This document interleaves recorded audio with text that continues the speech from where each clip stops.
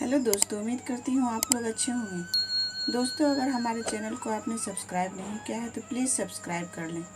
ईमानदारी और मेहनत का फल। एक गांव में एक बहुत अमीर और घमंडी सेठ रहता था।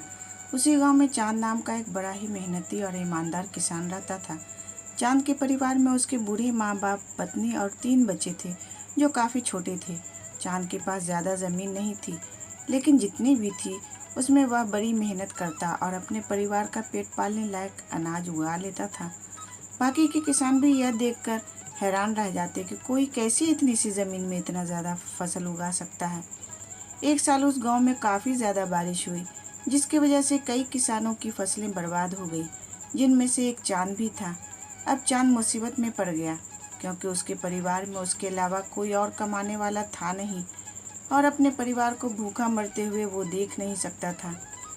वह जानता था कि इस गांव में अगर कोई उसकी मदद कर सकता है तो वह वही घमंडी सेठ है, जिसने गांव के कई और गरीब किसानों को या तो कर्जा दिया है या अपने यहाँ काम पर रखा हुआ है। हाथ पर हाथ रखकर बैठे रहने से अच्छा उसने उस सेठ के पास जाने का फैसला किया और एक दिन उसके पास पहुंच गया।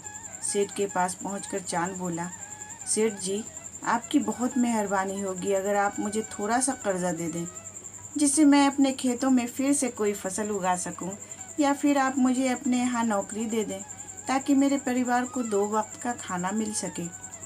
घमंडी सेठ को चांद की मजबूरी से कोई मतलब था नहीं, लेकिन गांव के सारे लोगों की तरह वह भी यह जानता था कि चांद बहुत मेहनती है और वह जिस भी खेत में काम करेगा वहाँ वह दुगनी फसल उगा सकता है।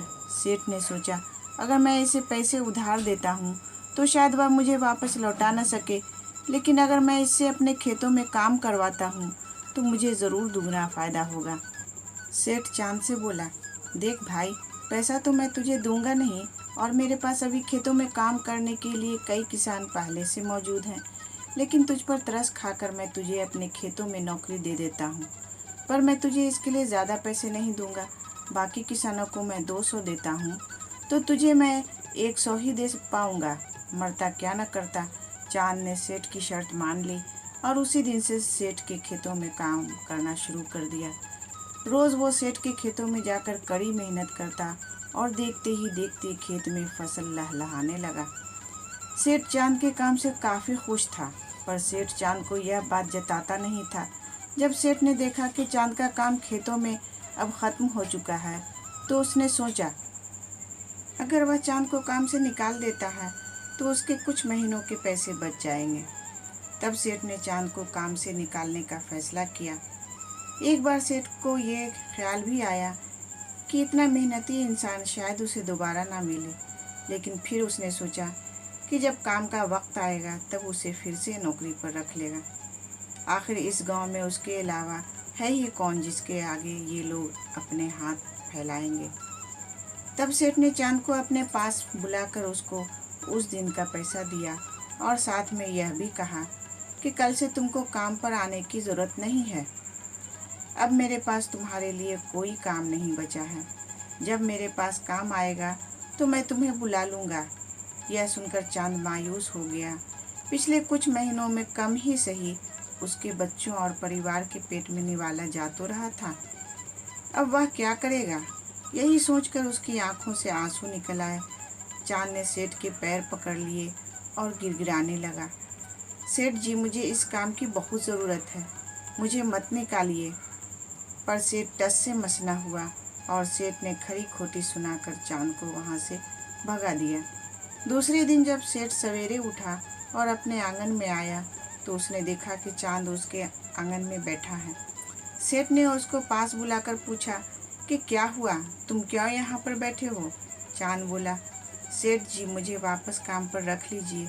आप जानते ही हैं कि मैं बहुत ही गरीब हूँ, मुझ पर थोड़ा रहम कीजिए। लेकिन सेठ ने उसकी एक नहीं सुनी और फिर एक बार उसे बुरा भला कहकर वहाँ से भगा दिया। दूसरे दिन चांद फिर से सेठ के आंगन में बैठा था। सेठ ने फिर उसको वहाँ से जाने के लिए कहा। चांद रोज़ सेठ के आंगन में आकर बैठ जाता और सेठ चांद को भगा देता। अब तो चांद सेठ के भगाने पर भी वहाँ से नहीं जाता था और वहीं पर बैठा रहता था। एक बार सेठ ने उससे पूछ लिया, तुम कैसे इंसान हो, मैं तुम्हारी इतनी बेइज्जती करता हूँ पर तुम्हें कोई फ़र्क ही नहीं पड़ता। तब चांद ने सेठ से कहा, बुरा तो बहुत लगता है सेठ जी, लेकिन जब घर जाता हूँ और भूख से बिलखते अपने माँ बाप और बच्चों को देखता हूँ तब यह बेइज्जती मुझे कुछ भी नहीं लगती। इतना सुनने के बाद भी सेठ का दिल जैसे पत्थर का बना हुआ था। उसने चांद को फिर भी काम पर नहीं रखा और ना ही उसका ऐसा करने का कोई इरादा था। फिर सेठ ने सोचा कि क्यों ना मैं कुछ दिनों के लिए कहीं और चला जाऊं ताकि चांद से पीछा छूट सके। दूसरे दिन चांद के आने से पहले ही सेठ अपने परिवार को लेकर अपने घर से चला गया और फिर कुछ दिनों के बाद अपने घर वापस लौटा। घर लौटते ही सेठ ने हर जगह नज़र दौड़ाई तो पाया कि वहाँ पर चांद नहीं था। सेठ ने सोचा, लगता है मेरी तरकीब काम कर गई, चांद से अब पीछा छूट गया। अब सेठ के दरवाजे पर चांद नहीं बैठा था, फिर भी चांद का ख्याल अभी भी सेठ के दिलो दिमाग में छाया हुआ था। सेठ सोच रहा था, चांद इतनी जल्दी हार मानने वालों में से नहीं है, कहीं उसके साथ कुछ गलत तो नहीं हो गया। उसके साथ क्या हुआ होगा, क्या उसे कहीं कोई और काम मिल गया होगा। इन ख्यालों के आते ही सेठ को बेचैनी होने लगी। तब सेठ ने सोचा चांद की खबर लेने के लिए उसके घर जाना चाहिए। सेठ चांद के घर जाने के लिए निकल पड़ा और चांद के मोहल्ले पहुंचकर अड़ोस पड़ोस के किसानों से पूछने पर पता चला कि चांद जख्मी हो चुका है और अपने घर पर ही रहता है।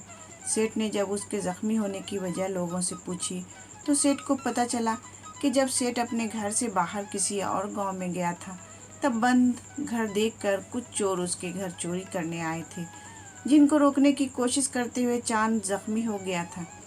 यह सब जानने के बाद सेठ का पत्थर दिल भी अब पिघल गया। सेठ को अपने किए पर पछतावा होने लगा। सेठ को याद आने लगा कि कैसे उसने एक शरीफ और सच्चे इंसान से ज़्यादा काम करवा कर भी उसको पूरा पैसा नहीं दिया। जिसे गले से लगाना चाहिए था उसे ठोकर मारकर भगाता रहा। सेठ चांद के घर पहुंचा तो देखा कि चांद की घर की हालत बहुत ही ख़राब है।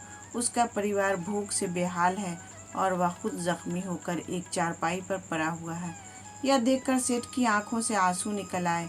सेठ ने चांद के पास जाकर उससे सच्चे दिल से माफ़ी मांगी, उसको उसकी मेहनत के पैसे दिए, उसका इलाज करवाया और उसको हमेशा के लिए अपने यहाँ काम पर रख लिया। दोस्तों, इस कहानी से हमें ये सीखने को मिलता है कि अगर हमें दूसरों से बेहतर ज़िंदगी मिली है तो हमें उसका गलत इस्तेमाल नहीं करना चाहिए और हो सके तो ज़रूरतमंदों की ज़िंदगी में भी सुधार करने की कोशिश करनी चाहिए। मुश्किल से मुश्किल वक्त में ईमानदारी और सच्चाई का साथ कभी नहीं छोड़ना चाहिए। हाँ, यह रास्ता थोड़ा मुश्किल है, लेकिन एक दिन मंजिल तक इंसान ज़रूर पहुंचता है और उसका फल भी अच्छा ही मिलता है। जब तक हम अपने बारे में सोचना बंद नहीं करते तब तक हम दूसरे के बारे में सोच नहीं सकते और इसका दर्द नहीं समझ सकते। किसी ने खूब कहा है, खुद के लिए जिए तो क्या जिए, दूसरों के लिए जीना ही ज़िंदगी है।